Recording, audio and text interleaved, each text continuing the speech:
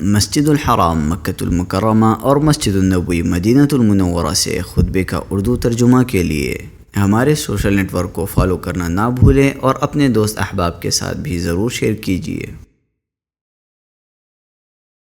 خطبہ جمعہ مسجد الحرام، تاریخ 25 شعبان 1447 ہجری بمطابق 13 فروری 2026 عیسوی۔ موضوع رمضان کا استقبال۔ خطیب فضیلت الشیخ ماہر المعقلی حفظہ اللہ، ترجمہ محمد اقبال یاسین۔ تمام تعریف اللہ کے لیے ہے جس نے روزے کو ڈھال اور جنت تک پہنچانے کا ذریعہ بنایا۔ میں اس پاک ذات کی حمد کرتا ہوں، اس کا شکر ادا کرتا ہوں، اس سے توبہ کرتا ہوں اور اسی سے مغفرت طلب کرتا ہوں۔ اس نے اپنے بندوں کو سب سے بہتر راستے اور سب سے درست طریقے کی ہدایت دی، اور میں گواہی دیتا ہوں کہ ایک اللہ کے سوا کوئی معبود برحق نہیں، اس کا کوئی شریک نہیں۔ ایسی گواہی جس کی بدولت اس کی رضامندی اور جنت کی امید کرتا ہوں، اور میں گواہی دیتا ہوں کہ ہمارے سردار و نبی محمد اللہ کے بندے اور رسول ہیں جنہیں اللہ نے فضل و احسان کے طور پر ہماری طرف بھیجا۔ اللہ درود و سلام اور برکتیں نازل کرے آپ پر، آپ کے آل و اصحاب اور تابعین پر، اور ان لوگوں پر جو اچھی طرح ان کی پیروی کریں اور کتاب و سنت کے منہج پر چلیں، اور بہت زیادہ سلامتی نازل کرے۔ اما بعد، مومنوں، میں خود کو اور آپ کو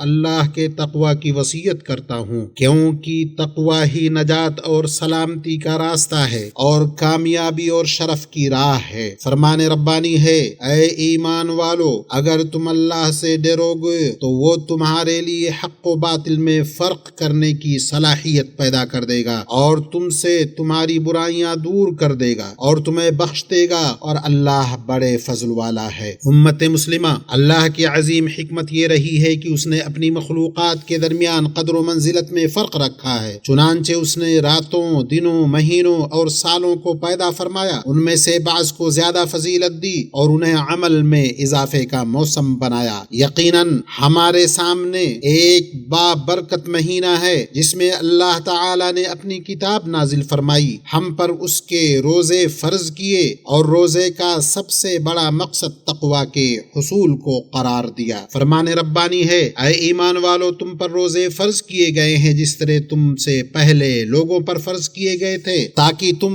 اللہ کا تقوی اختیار کرو اپنی عبادتوں میں، اپنے معاملات میں، اپنے اخلاق میں، اور اپنے نفس و اپنے اہل و عیال کے بارے میں، اور تم اپنے اور اللہ کے عذاب کے درمیان ایک ڈھال بنا لو، بئی طور کہ اس کے احکام کی پیروی کرو اور اس کی نافرمانیوں سے بچو۔ بس تقوی یہ ہے کہ تم اللہ کی رحمت کی امید کرتے ہوئے اس کی ہدایت کے مطابق اس کی اطاعت بجا لاؤ، اس کے عذاب سے ڈرتے ہوئے اس کی ہدایت کے مطابق اس کی نافرمانی کو چھوڑ دو، اور جان لو تقوی سب سے بڑا زاد راہ ہے۔ فرمان الہی ہے، اور زاد راہ ساتھ لے لو، بے شک سب سے بہتر زاد راہ تقوی ہے۔ یہی اولین و آخرین کے لیے اللہ کی وصیت ہے۔ فرمان ہے، اور بے شک ہم نے تم سے پہلے اہل کتاب کو اور تمہیں بھی یہ وصیت کی ہے کہ اللہ سے ڈرو، اور اعمال کی قبولیت بھی اسی سے وابستہ ہے۔ بے شک اللہ صرف متقیوں سے قبول کرتا ہے، اور متقی لوگ ہی قیامت کے دن کامیاب ہوں گے۔ اللہ کا فرمان ہے، یہ وہ جنت ہے جس کا ہم اپنے ان بندوں کو وارث بنائیں گے جو متقی ہوں۔ مومن بھائیو،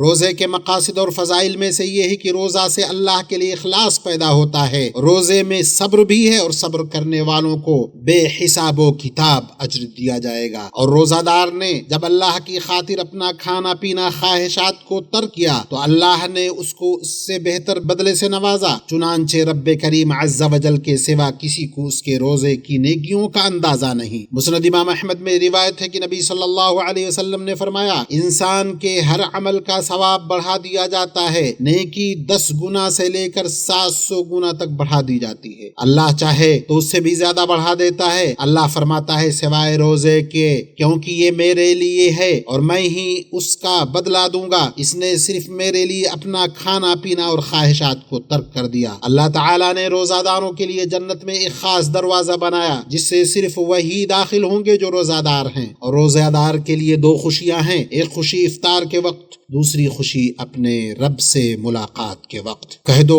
اللہ کے فضل اور اس کی رحمت سے خوش ہو جاؤ، یہ ان چیزوں سے بہتر ہے جو وہ جمع کرتے ہیں۔ مومنو، بے شک رمضان کا مہینہ خود احتسابی کا عظیم موقع ہے، نیکیوں میں سبقت حاصل کرنے کا وسیع میدان ہے جس میں تمام مسلمان برابر ہیں، پس سب اپنے رب کے لیے روزہ رکھنے والے ہیں، سب اپنے گناہوں کی معافی کے طلبگار ہیں، ایک ہی وقت میں روزہ رکھتے ہیں، ایک ہی وقت میں افطار کرتے ہیں، تاکہ ان پر اس ذات واحد کا یہ قول صادق آئے کہ بے شک یہ تمہاری امت ایک ہی امت ہے اور میں تمہارا رب ہوں، پر تم مجھ سے ڈرو۔ اور عظیم قرآن اس بابرکت مہینے میں نازل ہوا۔ نبی صلی اللہ علیہ وسلم رمضان کی ہر رات جبریل علیہ السلام کے ساتھ قرآن کا دور کرتے تھے۔ صحیحین میں ابن عباس رضی اللہ عنہما سے روایت ہے، انہوں نے کہا رسول اللہ صلی اللہ علیہ وسلم لوگوں میں سب سے زیادہ سخی تھے، آپ بہت زیادہ سخاوت رمضان المبارک میں کرتے جب آپ سے جبریل کی ملاقات ہوتی، اور رمضان المبارک کی ہر رات جبریل آپ سے ملاقات کرتے، آپ سے قرآن کریم کا دور کرتے، اور جب جبریل آپ سے ملاقات کرتے تو آپ صدقہ و خیرات میں تیز ہوا سے بھی زیادہ سخی ہو جاتے تھے۔ بس مسلمانوں پر لازم ہے قرآن کی تلاوت و تدبر میں زیادہ سے زیادہ وقت صرف کریں، کیونکہ رمضان کا مہینہ روزے، نماز، قرآن، نیکی، سخاوت اور احسان کا مہینہ ہے۔ اس میں کمزوروں اور مسکینوں کی حالت کی یاد دہانی ہوتی ہے، اور اس میں اللہ کا منادی پکارتا ہے اے نیکیوں کے طلبگار آگے بڑھ، اور اے برائی کے خواہاں رک جا، اور اس کے فضائل میں گناہوں کی معافی اور خطاؤں کا ختم ہونا ہے۔ پس جو شخص رمضان کے روزے ایمان کے ساتھ اجر کی نیت سے رکھے اس کے پچھلے گناہ معاف کر دیے جاتے ہیں، اور جو رمضان کی راتوں میں ایمان کے ساتھ اجر کی نیت سے قیام کرے اس کے پچھلے گناہ بھی معاف کر دیے جاتے ہیں، اور جو شب قدر میں ایمان کے ساتھ اور اجر کی نیت سے قیام کرے اس کے پچھلے گناہ معاف کر دیے جاتے ہیں، اور جو شخص اپنے امام کے ساتھ نماز پڑھے یہاں تک کہ وہ نماز مکمل کر لے اس کے لیے پوری رات کے قیام کا ثواب لکھ دیا جاتا ہے۔ رمضان کا مہینہ عطا، رحمت، انعامات اور بخششوں کا مہینہ ہے۔ ہر مسلمان کے لیے رمضان میں ہر دن اور ہر رات ایک مقبول دعا ہے۔ بس اے اللہ کے بندے،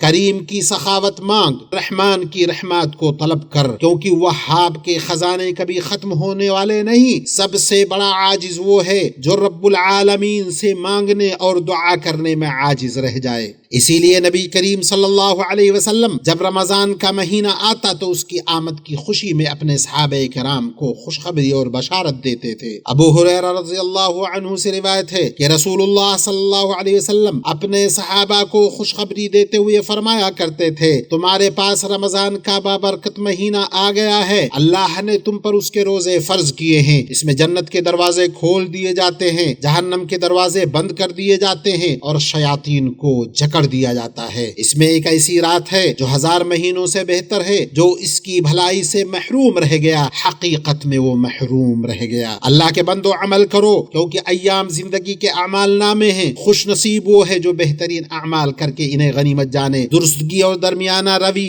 اختیار کرو، خوشخبری دو اور جان لو کہ اللہ کے نزدیک سب سے زیادہ محبوب عمل وہ ہے جو ہمیشہ کیا جائے چاہے تھوڑا ہی کیوں نہ ہو۔ فرمان ربانی ہے رمضان کا مہینہ وہ ہے جس میں قرآن نازل کیا گیا جو لوگوں کے لیے ہدایت ہے اور ہدایت کی واضح دلیلیں اور حق و باطل میں فرق کرنے والا ہے۔ پس تم میں سے جو اس مہینے کو پائے اس کے روزے رکھے، اور جو بیمار ہو یا سفر پہ ہو تو دوسرے دنوں میں گنتی پوری کرے۔ اللہ تمہارے لیے آسانی چاہتا ہے، تم پر سختی نہیں چاہتا، تاکہ تم گنتی پوری کرو۔ اللہ کی بڑائی بیان کرو کہ اس نے تمہیں ہدایت دی اور تاکہ تم شکر گزار بنو۔ اللہ مجھے اور آپ سب کو قرآن و سنت میں برکت عطا فرمائے، ان میں موجود آیات و حکمت کے ذریعے مجھے اور آپ کو نفع دے۔ میں وہی بات کہتا ہوں جو آپ سن رہے ہیں، اپنے لیے اور سب کے لیے گناہ اور خطا سے مغفرت طلب کرتا ہوں، تم بھی اس سے مغفرت مانگو، بے شک وہ بڑا بخشنے والا ہے۔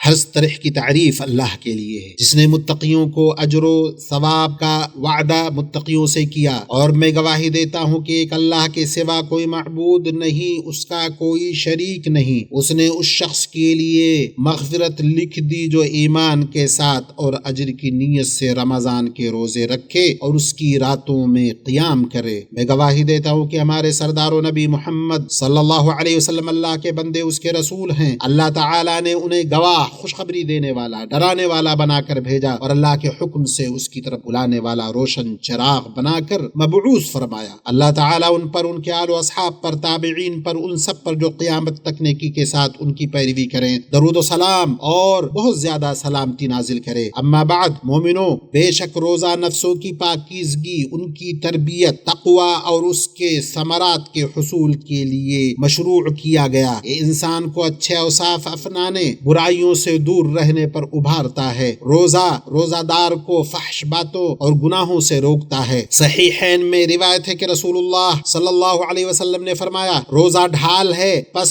نہ فحش بات کرے نہ جہالت کرے، اور کوئی اس سے لڑے یا گالی دے تو کہے میں روزہ دار ہوں، میں روزہ دار ہوں۔ پس ہمیں سر اور اس میں موجود اعضاء، کان، ناک، آنکھ وغیرہ، اور پیٹ اور اس سے جڑے اعضاء، دل، ہاتھ، پیر وغیرہ کی حفاظت کرنی چاہیے تاکہ روزے کا مقصد پورا ہو۔ چنانچہ جو شخص جھوٹ بولنے، اس پر عمل کرنے سے باز نہ آئے، اس کے روزے سے اسے صرف بھوک اور پیاس ملے گی۔ صحیح بخاری میں روایت ہے کہ رسول اللہ صلی اللہ علیہ وسلم نے فرمایا، جو شخص جھوٹ بولنے، اس پر عمل کرنے اور جہالت سے باز نہ آئے، اللہ تعالیٰ کو اس بات کی ضرورت نہیں کہ وہ اپنا کھانا پینا ترک کرے۔ مومن بھائیو، رمضان کا مہینہ روزے کا اور آگ سے آزادی کا مہینہ ہے۔ اللہ تعالیٰ رمضان میں ہر دن اور ہر رات لوگوں کو آگ سے آزاد کرتا ہے۔ بس ہمیں چاہیے کہ اپنی طرف سے رب کریم کو اچھائی دکھائیں، اس سے تقرب حاصل کرنے کے لیے فرض اور مستحب عبادتوں کو انجام دیں۔ محروم وہ ہے جسے رمضان میں مغفرت نصیب نہ ہوئی۔ سنن ترمذی میں روایت ہے کہ نبی صلی اللہ علیہ وسلم نے فرمایا، اس شخص کی ناک خاک آلود ہو جس پر رمضان آ کر گزر گیا اور وہ مغفرت حاصل نہ کر سکا۔ یہاں ناک خاک آلود ہونا ایک کنایا ہے جس کا مطلب خسارہ اور ذلت و رسوائی ہے۔ پس آئیے ہم اپنے نفس کو کینہ، نفرت اور بغض سے پاک کر کے روزے کے مہینے کا استقبال کریں۔ رمضان معافی بخشش کا موسم ہے۔ ہمارا رب تعالی بخشنے والا ہے، اسے معافی پسند ہے، وہ معاف کرنے والوں کو پسند کرتا ہے۔ جو شخص چاہتا ہے کہ اللہ اس سے درگزر کرے، وہ اللہ کے بندوں سے درگزر کرے، انہیں معاف کرے۔ جو شخص مخلوق کے ساتھ آسانی اور رواداری کا معاملہ کرے گا، اللہ تعالی بھی اس کے ساتھ معافی اور مغفرت کا معاملہ کرے گا۔ پھر جان لو اے مومنو، اللہ تعالیٰ نے تمہیں ایک معزز حکم دیا ہے جس کی ابتدا اس نے اپنی ذات اقدس سے کی ہے۔ فرمایا، بے شک اللہ اور اس کے فرشتے نبی پر درود بھیجتے ہیں، اے ایمان والو تم بھی ان پر درود بھیجو اور خوب سلام بھی پڑھتے رہا کرو۔ اے اللہ، محمد پر، آپ کی ازواج مطہرات، ذریت پر رحمت نازل فرما جیسا کہ تو نے آل ابراہیم پر رحمت نازل فرمائی، اور محمد پر اور آپ کی ازواج مطہرات اور ذریت پر برکت نازل فرما جیسا کہ تو نے آل ابراہیم پر برکت نازل فرمائی، بے شک تو ہی لائق حمد اور بزرگی والا ہے۔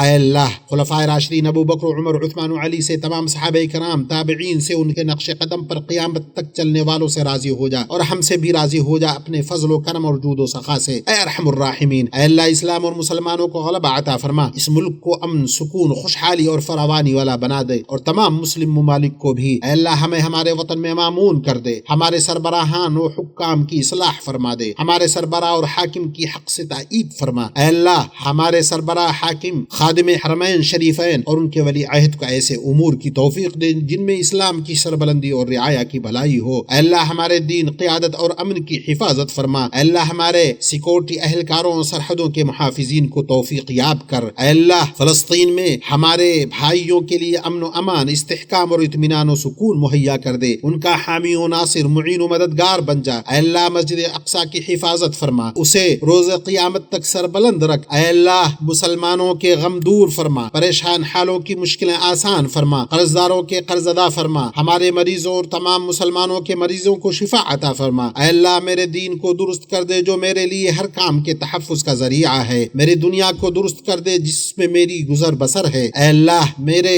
آخرت کو درست کر دے جس کی طرف ہمیں لوٹنا ہے، اور میری زندگی کو میرے لیے ہر بھلائی میں اضافے کا سبب بنا دے، اور میری وفات کو میرے لیے ہر شر سے راحت۔ اے اللہ، ہمیں رمضان اس حال میں نصیب فرما کہ ہم امن، ایمان، سکون اور اطمینان میں ہوں، اور اس مہینے میں ہمیں نیکی اور بھلائی کی توفیق عطا فرما۔ اے کریم، بہت زیادہ عطا کرنے والے، اے اللہ ہمیں ان متقیوں میں سے بنا دے جنہیں کوئی خوف و غم نہ ہو، جنہیں کسی طرح کا کوئی ہم و غم نہ ہو۔ اے اللہ مسلمان مردوں اور عورتوں، مومن مردوں اور عورتوں، زندہ اور فوت شدہ تمام لوگوں کی مغفرت فرما۔ اے اللہ تو بہت ہی زیادہ کریم ہے، اے اللہ تو ہمارے اوپر بارش نازل فرما اور ہمیں مایوس نہ کر، اے اللہ ہماری مدد فرما، تو ارحم الراحمین ہے۔ سبحان ربک رب العزت عما یصفون وسلام علی المرسلین والحمد للہ رب العالمین۔